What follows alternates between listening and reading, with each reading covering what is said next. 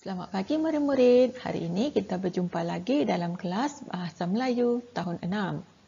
Hari ini seperti yang dijanjikan, cikgu akan mengajar karangan surat rasmi. Standard pembelajaran kita 3.6.2 menulis untuk menyampaikan maklumat dalam bentuk karangan berformat dengan menggunakan bahasa yang santun. Pernahkah murid-murid belajar tentang karangan format surat rasmi sebelum ini?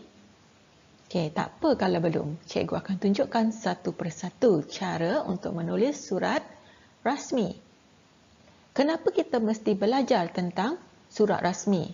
Ini adalah kerana jika murid-murid ingin menulis surat tidak hadir ke sekolah, aduan kepada pihak berkuasa, surat kepada majikan atau guru besar, surat memohon bantuan dan lain-lain lagi yang berkaitan dengan pihak berkuasa, murid-murid hendaklah menggunakan format surat rasmi.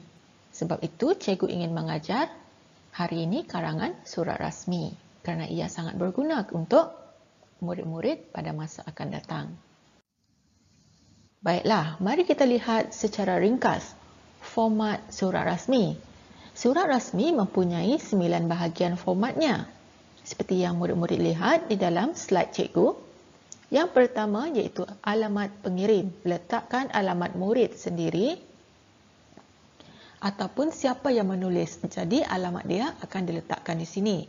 Kemudian langkah satu baris, gariskan dan langkah lagi satu baris baru menuliskan jawatan dan alamat penerima. Contohnya, jika murid-murid ingin menulis kepada guru kelas, murid-murid kena tulis di sini guru kelas 6 dedikasi. Contoh. Kemudian alamat sekolah sampai kepada negerinya. Kemudian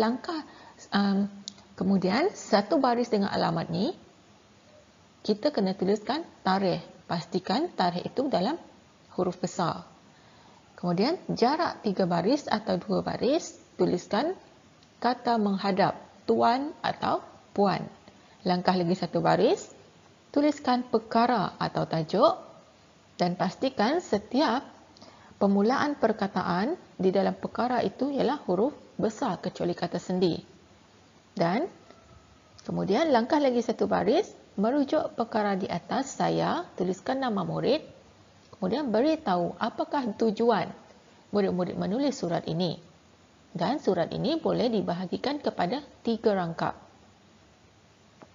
Selepas habis menulis isi kandungan, murid-murid kena langkah lagi 3 baris, tulis sekian, koma, terima kasih, titik.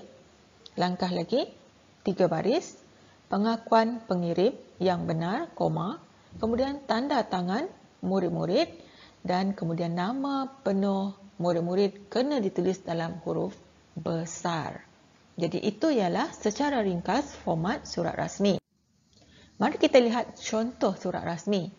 Ini ialah contoh yang cikgu ambil berkenaan dengan murid yang bernama Abdul Hakim tidak dapat hadir ke sekolah. Dia menulis surat kepada cikgu guru kelasnya, Lemo Bestari. Jadi murid-murid boleh lihat murid ini tinggal di Taman Pahlawan, rumah nombor 203. Jadi dia tuliskan alamatnya. Langkah satu baris, gariskan. Langkah lagi satu baris, dia tuliskan nama cikgu, guru kelasnya, kemudian jawatan cikgu itu, kemudian alamat sekolah dan gariskan yang terakhir. Dan sebaris dengan alamat sekolah itu, tulislah tarikh awak menulis surat tersebut. Langkah satu baris, tulis cikgu, koma. Langkah lagi, tajuk atau perkara tidak dapat hadir ke sekolah. Okay, kemudian jarak lagi satu baris, tulis saya dan nama awak, murid tahun berapa dan tuliskan tujuannya saya tidak dapat hadir ke sekolah selama beberapa hari bermula pada hari ini. Lepas itu, perenggan yang kedua, tuliskan nombor dan jarak sedikit 2 jari ataupun 2 cm untuk makluman cikgu, nyatakan sebab. Dia tulis sini, ayah saya telah mendapat panggilan telefon yang menyatakan bahawa datuk saya terjatuh di sawah. Keadaannya sangat tenat. Oleh sebab itu, saya dan sekeluarga terpaksa pulang ke kampung dengan segera. Titik notah, jangan lupa. Kemudian perenggan yang seterusnya, sama juga jarak 2 jari atau 2 cm. Pada masa ini, koma, saya tidak dapat memastikan tarikh saya mula bersekolah. Nokta. Walau bagaimanapun, koma, saya akan pulang sebaik sahaja Datuk sembuh. Nokta. Dan yang keempat, sama juga jarak. Saya berharap agar cikgu dapat memahami keadaan saya dan dapat menerima sebab sayang saya berikan. Dan yang terakhir, 5 dan jarak. Saya memohon kerjasama cikgu agar dapat memberitahu saya tentang pelajaran yang telah diajarkan apabila saya bersekolah nanti. Titik nota.